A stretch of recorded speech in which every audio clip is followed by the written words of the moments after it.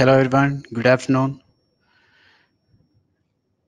I think, are you able to hear my voice? I think, can somebody respond to me on chat?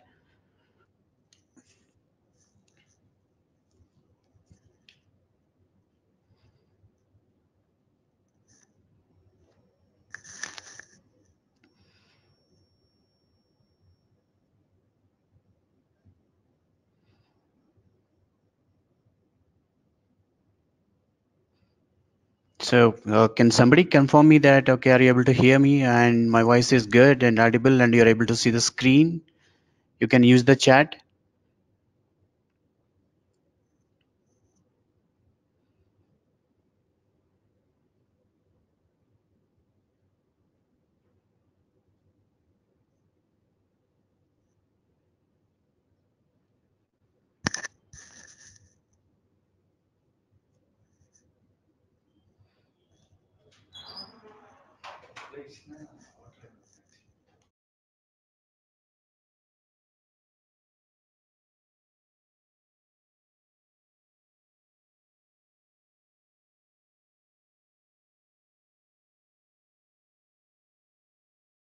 I think somebody's trying to type something, but I couldn't see that. But anyway, let's get started on this.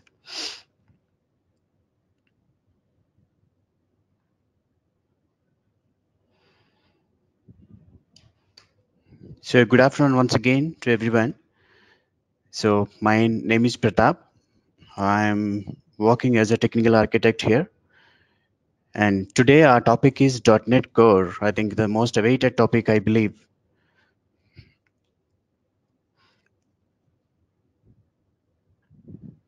Oh, thank you. I can see some responses here.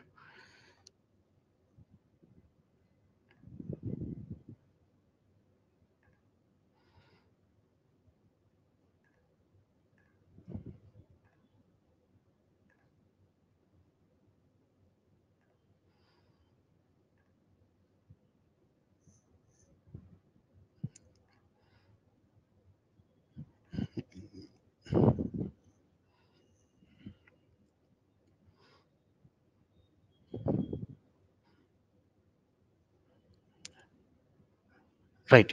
So let's discuss a few couple of things on .NET Core. So we arranged this session on behalf of Microsoft Practice, and thank you for Feroz to initiating these sessions and encouraging everyone to join and encouraging even us to take these kind of sessions, which is useful for everyone to learn the new technologies and understand and do hands-on the new technologies on their own. So we're expecting these sessions would help you to understand on the upcoming technologies and also implement on your own. So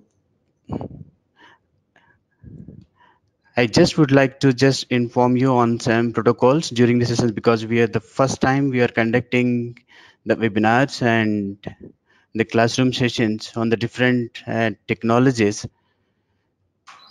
So I would like just put some.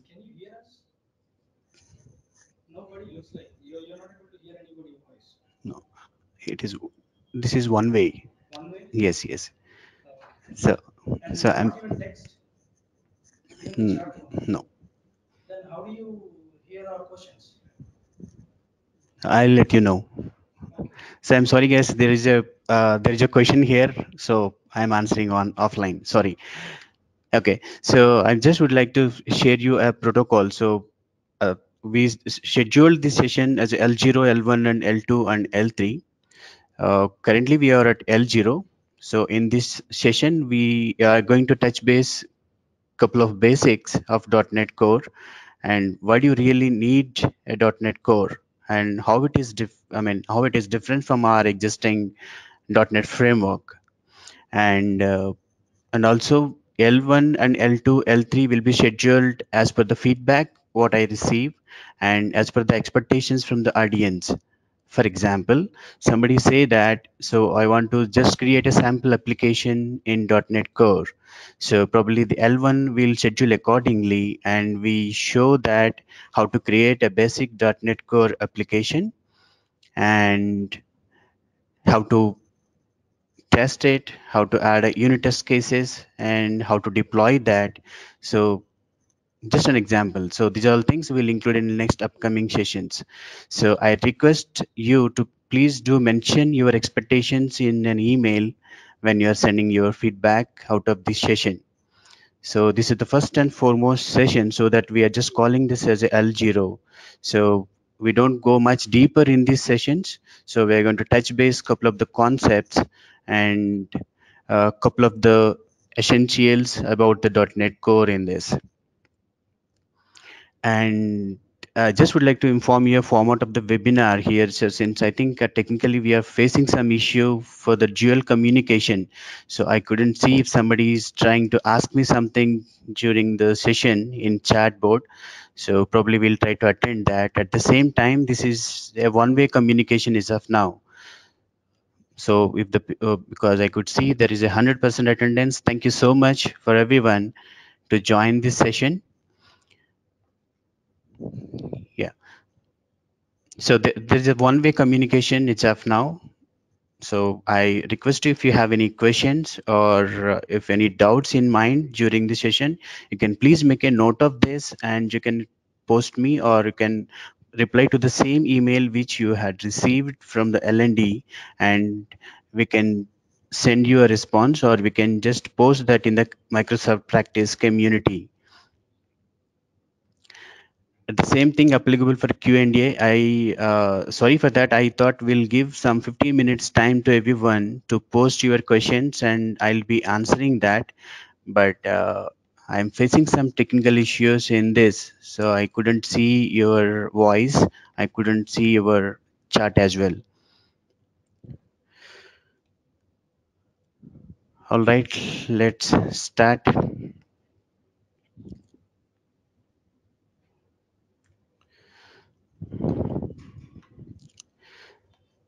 So far we know that about our .NET framework, and what is .NET Core then?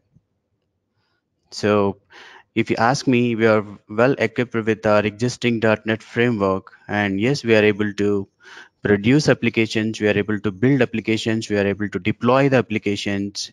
Yes, we are able to see the outputs, but why again there is a .NET Core? So let me start with a small example here. I don't take much of time on that. So recently I got an invitation from one of my close friends saying that he's asking me to come for his housewarming session. I knew that he had already a own house with the 2 floors, which is constructed by his father. Then I asked him, why do you want to go for a new house again?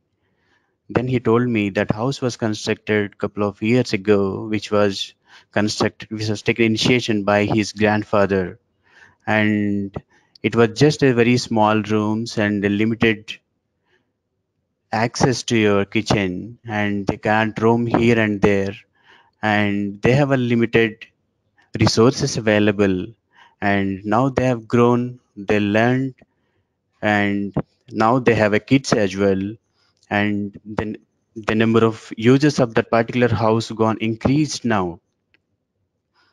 Then they started facing the issues with their existing old house, and they decided to move to a new house.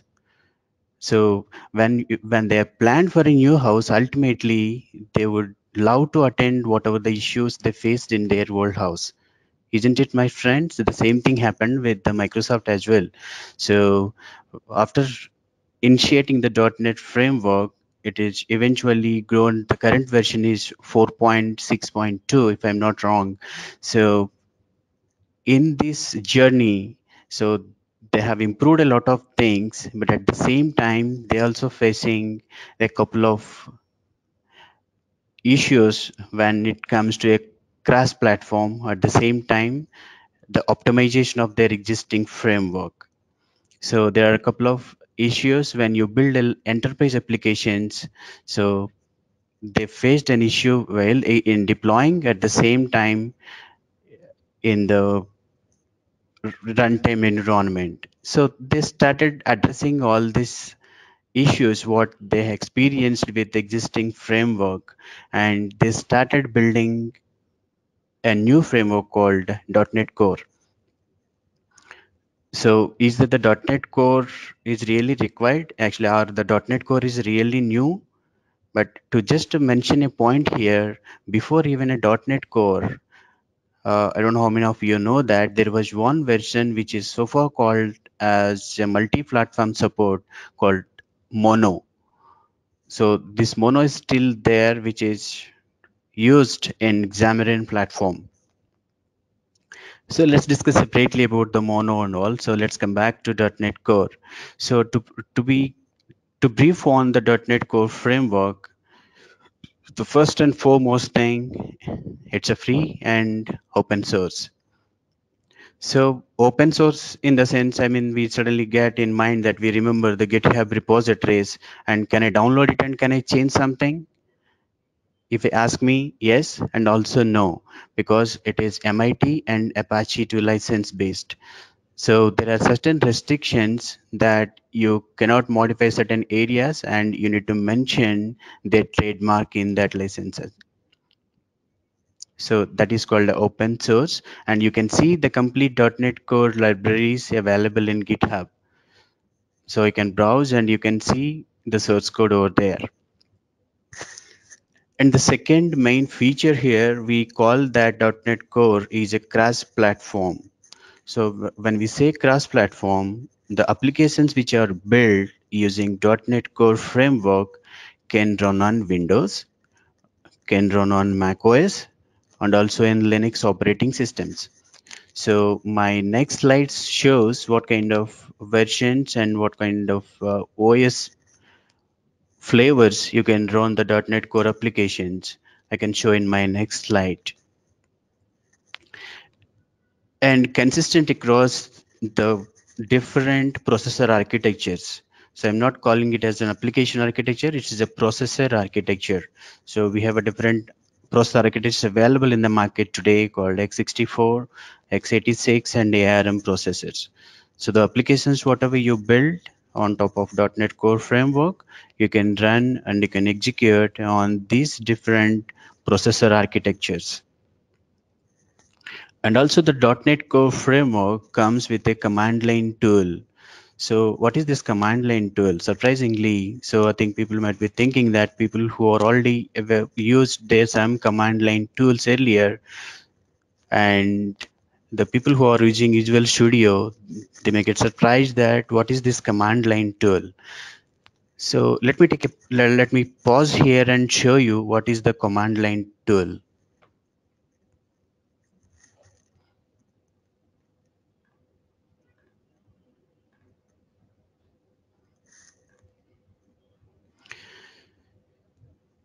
So I think you are able to see the command line interface, which I just opened here.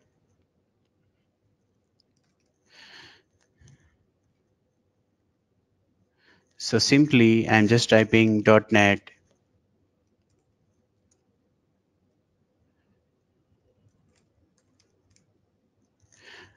version. So it is just showing me my installed version is 2.1.5. Okay. And also by using this command line tool, even you can create a new project. How? Let me just show a couple of commands over here. So I'm just reading out. So let's say .NET new. Let's see the help first. What are the multiple options available here?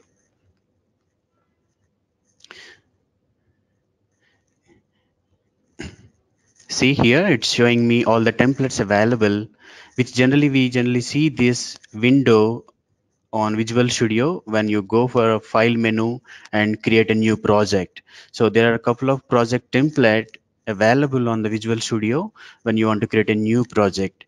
The same thing which is now available even in command line tool. I'm just scrolling down. You can see that, see the project template type and what are the languages it could support. See, just for example, if you see there is a Azure Page project template, it supports C#, and there is a class library and it supports C#, F#, and Visual Basic. So similarly, so you can use this command line tool to create and build your applications. So these operations we used to do from the Visual Studio IDE, Visual Studio Editor earlier in the previous versions. Let me run a then command .NET.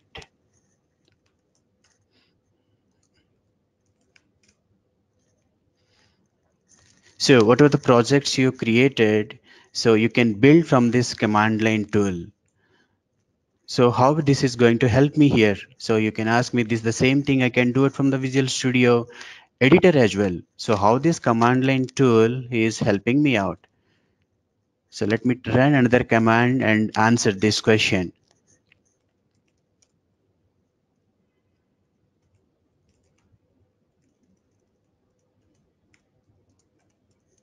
So I'm just writing .NET publish.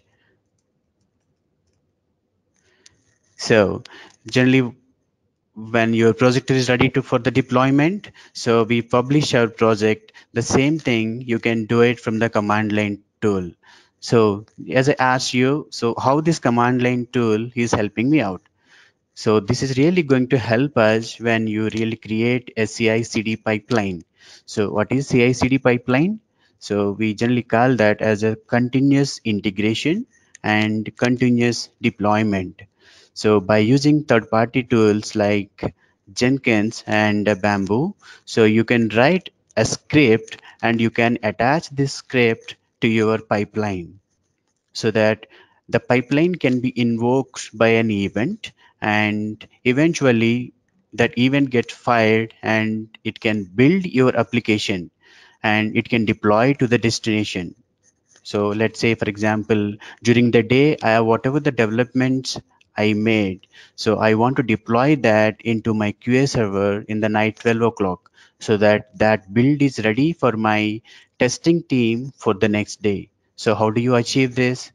So you can create a schedule in your pipeline tool and you can write the same commands what I have just shown you. You can write this command to build your application and deploy to a destination by using these parameters, and you can deploy this code to your either QA server or your production server accordingly so that the deployment is ready with the help of this client CLI tools. And by using your CI/CD pipelines, you can deploy your code. So this is the one about the command line interface. So let me pause and we'll go back to our presentation.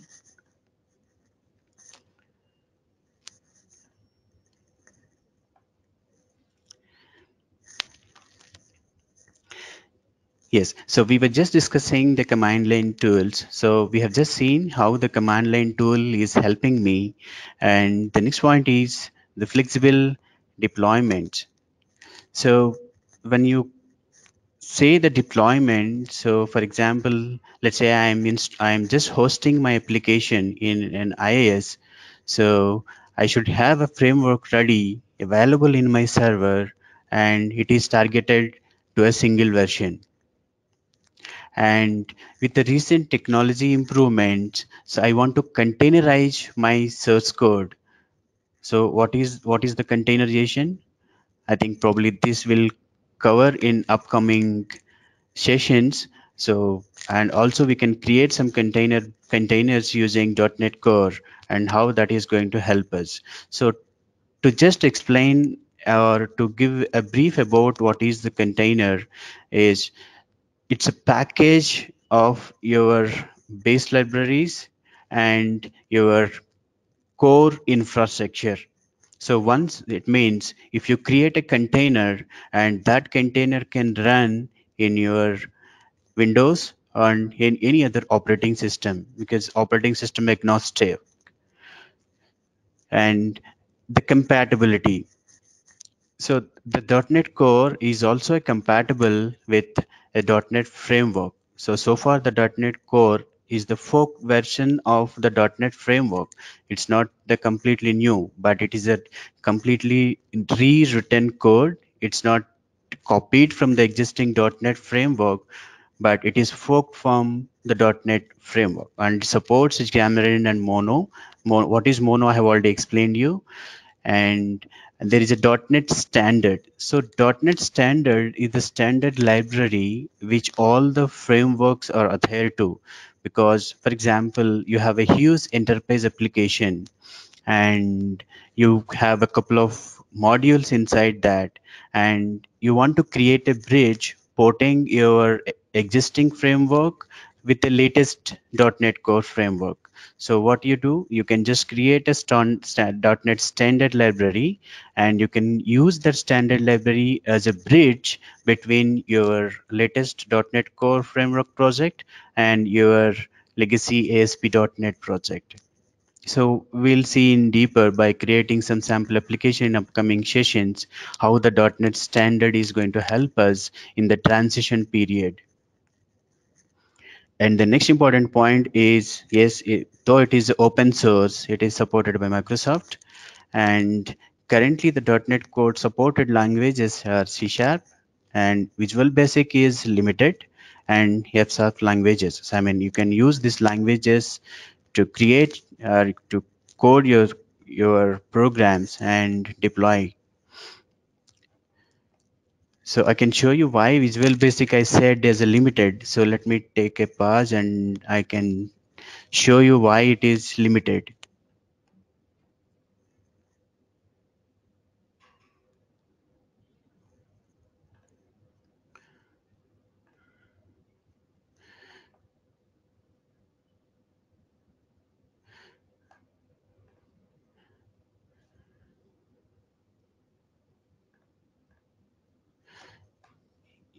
Yes, I think you are able to see my screen. This is Visual Studio 2017. So to create a .NET Core project, so I have go to new and create project. So these are all my templates. So if you can see here what kind of a templates I can create by selecting .NET Core framework, right? So there is a console app and the class library and the test libraries using NUnit and XUnit and ASP.NET Core Web Application. And I wanted to show you, if I select a Visual Basic here, see the change now. You can't see that ASP.NET Web Application. So that's the reason I said if it is a Visual Basic language, there is a limited support as of now. So let's move quickly back to our presentation.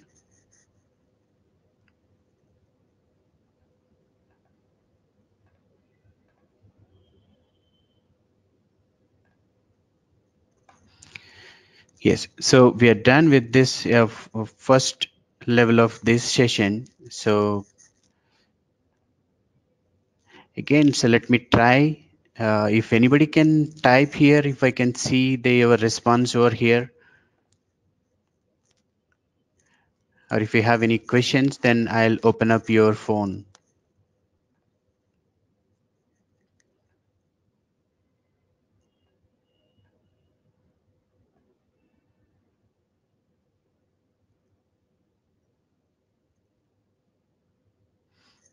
Sorry, I couldn't hear anything. So let's try. I think there is some technical issue.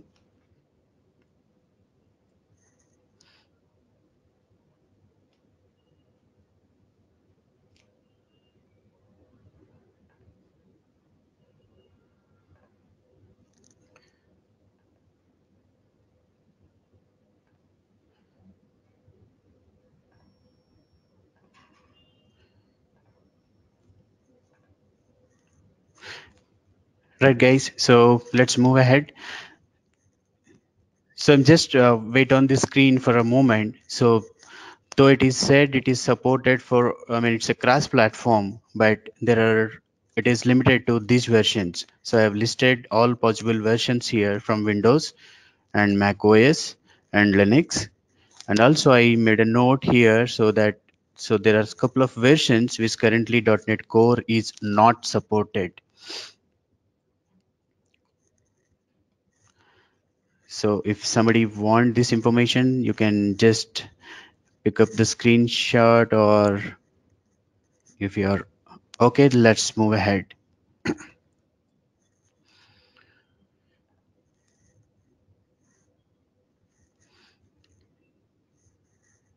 So let's see how the .NET Core is different from our existing .NET framework. So we are already used to our .NET existing framework, and the .NET, since the .NET Core is new, so there are a couple of differences between these two frameworks. So the first thing is the app modules. The .NET Core currently is not supporting ASP.NET Web Forms, whereas it has got ASP.NET Core MVC support. So you can still build web applications by using this. And it currently it's not supporting the web forms and your Windows-based applications. And the upcoming version of the .NET Core is 3.0, which is expected to be with Windows support and some other the supports which are missing in earlier versions of .NET Core.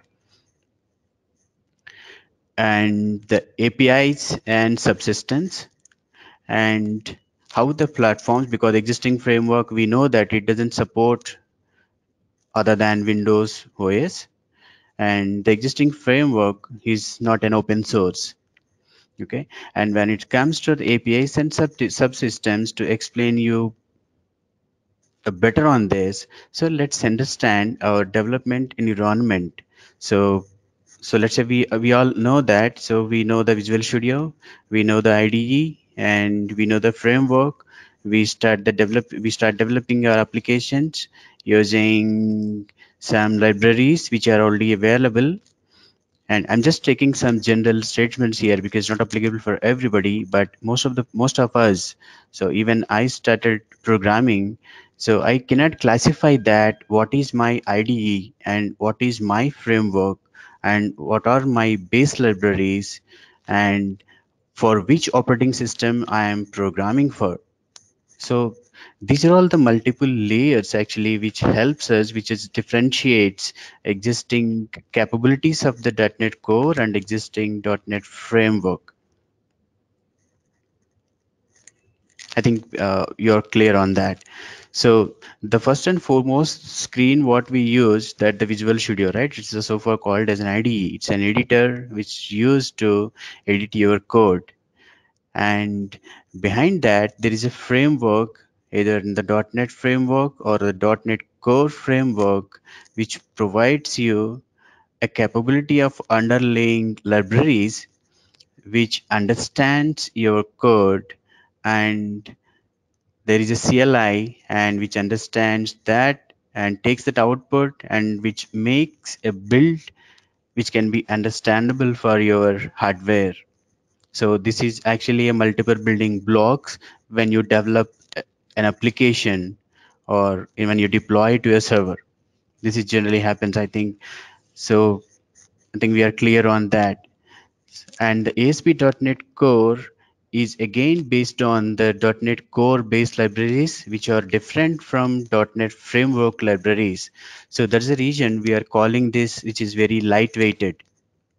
So initially I said this is a rewritten code, though it is dependent on .NET framework common stuff, but this is a completely rewritten stuff so that it is very lightweight. So Microsoft taken this dimension because they were facing the issues with the I mean, they want to bring a more optimization with the .NET Core framework.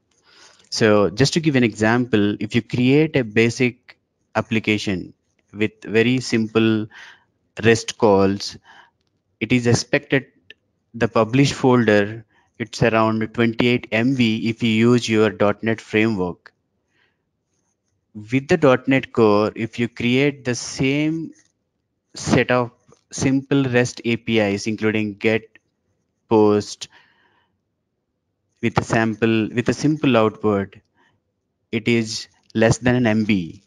So they brought this much of optimization comparatively with existing .NET framework. So how this is going to help me here? So it brings me a lot of optimization when this application gets executed in runtime. So, and also my output package, means whatever the build folder which I produce out of my code is very less. So how that is, if it is less or more, how that is going to help us? Is that the question, right? So yes, I have created an application. I have written a couple of logics inside that. I have created a build, and I just now I'm deploying to the server. But the size of that my build folder, how that is going to affect me? Okay, to answer that, if you really look at the latest framework, which is cloud compatible and microservices and containerization, if you talk about all these factors, when you expect your application to perform better, so there is a feature called auto scaling. So we are going to discuss more on this in upcoming sessions, but just for the sake of how that build size is going to help me. So the existing cloud native features, or let's say auto scaling. So what is the auto scaling? It can create a multiple instances of your application. So to create a multiple instances of your application, it has to copy your build pack, because your build pack is copied and created as a multiple instances. Suppose let's say your build pack is in the size of 200 MB. So it is hard to create a multiple instances for your application in runtime. It is too difficult than an application with 20 MB. So if your application is less in size, so it is more scope to the cloud that it can create easily multiple instances of your application, and that can be optimized. So we are going to see all these features in upcoming either classroom or in a webinar sessions by creating a sample applications and see the differences in size when you create a basic application using .NET Core and .NET Framework.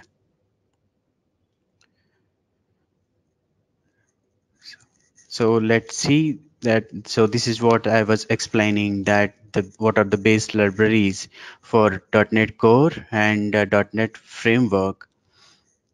So the comparison runtimes are same for both the frameworks, but the libraries, the base libraries for .NET Framework and .NET Core are different. So they are very lightweight, and .NET Framework is compatible with your Windows OS, whereas the .NET Core is compatible with the multiple OS platforms. So let's move quickly to the next.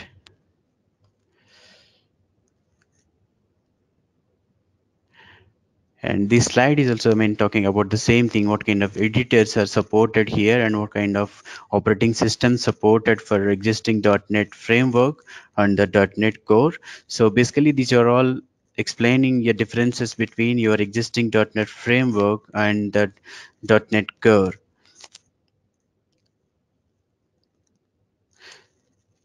So if you see here the web servers here, so you can host in AAS, and also you can host in Kestrel, which is actually comes along with your .NET Core bundle.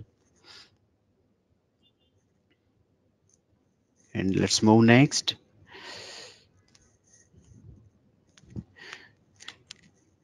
So here I think I have already shown you this different templates available when creating a .NET Core.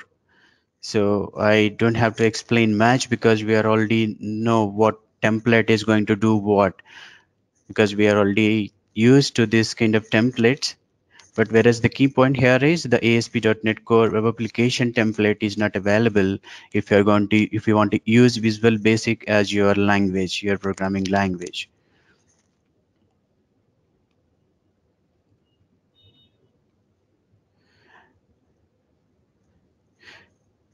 So let us spend some time here in how the architecture and how the ASP.NET Core or .NET Core helping us to adopt the latest either cloud native or optimized orchestration of our services. So I think there are some new terms for somebody. I think in the last session, which is taken by Mr. Bonu on Azure. So I heard that so many people are asking, so what are the microservices and how do they look like? And .NET, how .NET Core is helping me to create a microservices. So let's discuss briefly on this and let's see the details in upcoming sessions in future. See, suppose if I'm creating an enterprise applications, so whatever the user facing applications called ASP.NET Core with my controllers and my real-time models, so I'll create in ASP.NET Core. And whatever the core libraries where my business logic is there, that I can use the .NET Core, right? Then again, what is ASP.NET Core and what is .NET Core, right? There is nothing difference, but ASP.NET Core empowers you for creating any user-facing applications using UI engines like Angular or Razor. Whereas the .NET Core libraries you can create without using that, because there is no dependency on your UI. You can create all your business logic in your main application core, so which contains your business logic and your business objects and your service interfaces here. And whereas your infrastructure altogether can be a separate, because there is no direct dependency on that. So I use them on demand. For example, to say, if you want to use a cache, I use that whenever it is necessary. I don't use it for all my user objects. At the same time, let's say there is an SMS service, I use that on demand. I don't have a direct dependent on that. So this is how you can actually distribute your applications, which loosely coupled and independently manageable. So you can give an independent responsibility for independent teams in future, saying that you take care about this particular piece and you are the owner of this. You take care about your enhancements. You take care about your code repository. So you can have a different classifications among your business logic and your infrastructure and your web UI.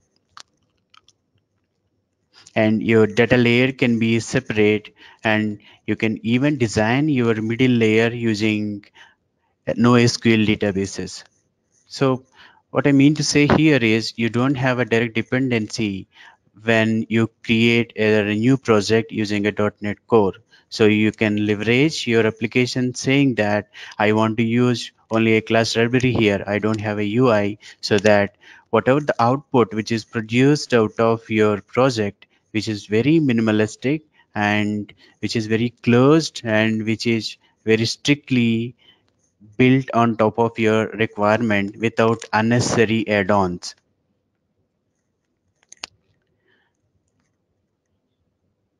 right?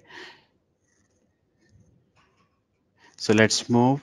And for the architecture, I think I'm going to explain about how the microservices look like and how the .NET Core is helping me to create a microservices. And these are all we can see in the upcoming sessions or while creating a smaller projects, which you all can hands-on and you can be prepared with your Visual Studio and the .NET Core framework, and you can come to the next upcoming sessions and we can create some templates and we can create some sample projects and we can experience that how it is really giving a very good experience during the development, how I can distribute my application into multiple layers and how can I make that as a cloud native applications.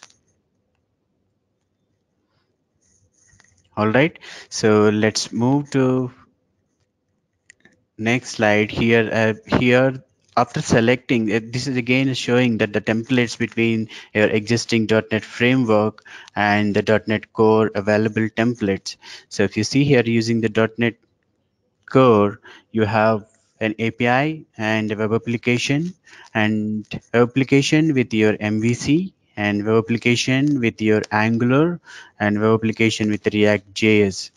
So here by using the .NET Core, you can create by using these templates, you can create your projects with the infrastructure readily available with using your Angular and React.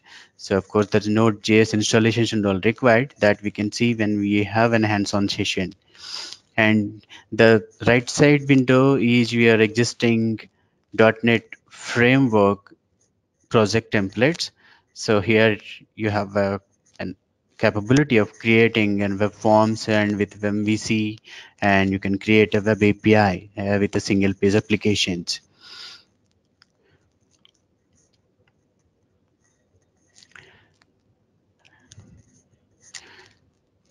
So let's move to next slide. So here some decision charts I tried mentioning here. So once I'm equipped with .NET Core methodologies, so when should I really go for a .NET Core? Or can I use my existing .NET framework? So you can use these key points here to decide on which kind of framework you want to start with. Let's say, for example, you have a cross-platform needs. So why cross-platform needs? Like we keep saying that, okay, the .NET Core is compatible with the multiple operating systems.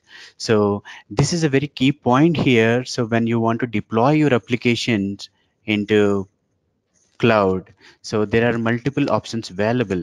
So one is whether you can host your application in Windows or you can host your application in Linux environments. So currently, if you see the market, the Windows servers are very expensive, whereas the Linux servers are less expensive. So if you want to distribute your application so that you have a flexibility that you can deploy your application to your Linux by using the .NET Core framework, so that your maintenance cost is very low comparatively your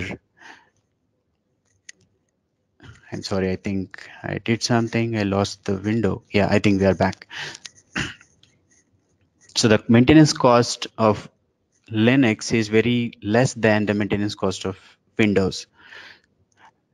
So that's the reason we have to start building applications which is class platform compatible. And when you are targeting for a microservices, so when you are initially designing your application, so that you can just think the microservices design patterns in your mind and you can distribute your application accordingly. At that time, you can think of .NET Core, how it is going to help you for creating a microservices. And if you have a plans that you want to containerize your applications, so yes, .NET Core is the very good option for you to choose and create your containers by using this framework. And if you really need high performance and scalable systems, .NET Core is a very best and good approach to choose from. So how it is helping? As I said in the beginning of this session, so the .NET Core is completely rewritten and optimized framework, unlike your existing .NET framework.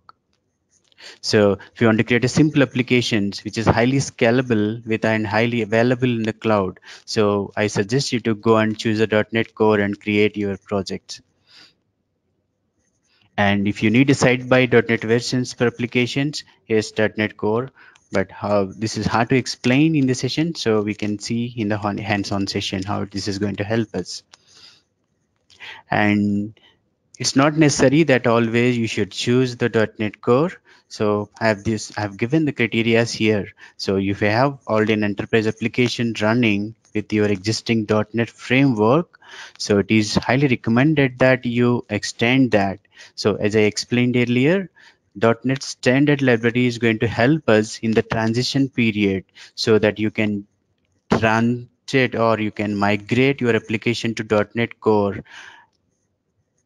by project, by picking up some chunks of your existing monolithic application, and you can move to .NET Core framework.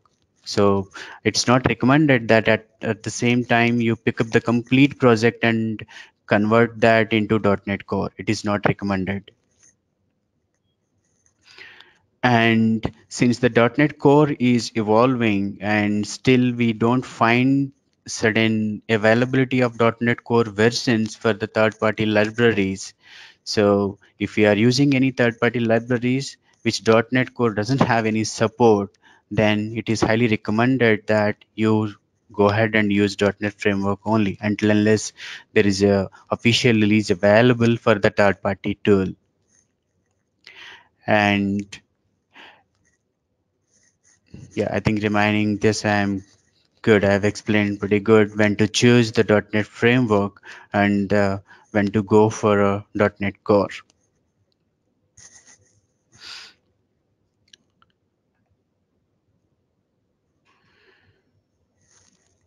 All right, so we crossed by 3 minutes. I think I'll quickly go through this, what kind of deployments available with the .NET Core. So it is pretty interesting and impressive. And this also we can see when we have an hands-on session in upcoming sessions, but I'll just quickly run through this. So .NET Core empowers us by doing a framework dependent deployment and the self-contained deployment and framework dependent executable. So to brief about this, so framework dependent deployments means, so you just whenever you create your deployment, so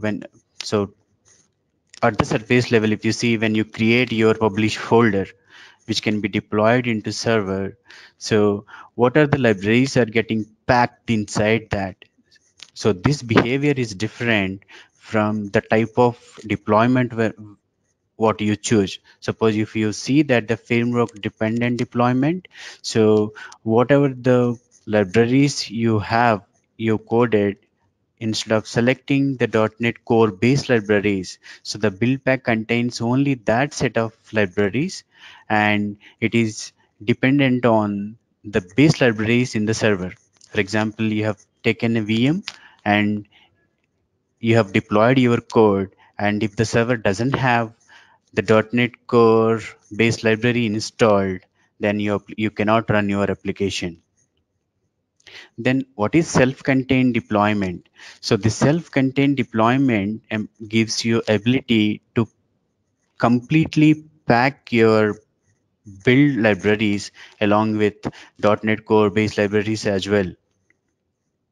So I mean, you have to be careful while creating this because you're you're you end up in creating a larger build pack file because it has to pack all the base libraries of .NET Core and it can be packed.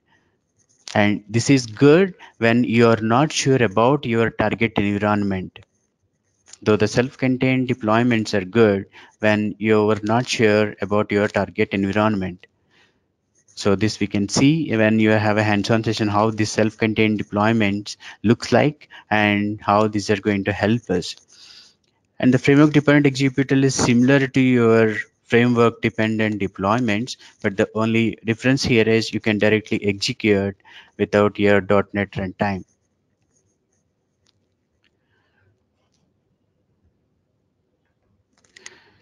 So all right, I think we covered most of the things what is scheduled for so far called as a L0 session. And in the next upcoming sessions, we are going to create a .NET Core sample applications, and we are going to run through so what kind of facilities and what kind of the base library help we get when creating the .NET Core, and what is the project structure of the .NET Core, and simple to say what is a startup. And also we can see a detailed architecture view of .NET Core in upcoming sessions. And we can also discuss about the .NET standard because during the session I have taken multiple examples. So the .NET standard can be created as a bridge from your legacy monolith .NET framework applications and the .NET core applications. So we can see by creating some sample .NET standard libraries and how that can port our existing .NET core and earlier .NET core frameworks. And in the last slide, I have explained the couple of different strategies in deployment so that also we can see in detail in upcoming sessions.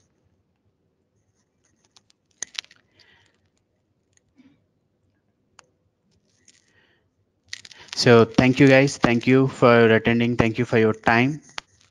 I think this session is helped to understand the basics and the difference between .NET Core and .NET Framework. And you can send your feedback, and you can also send your expectations in upcoming sessions. So accordingly, we'll plan our next sessions. Thank you so much once again for attending. Bye bye. Have a nice day.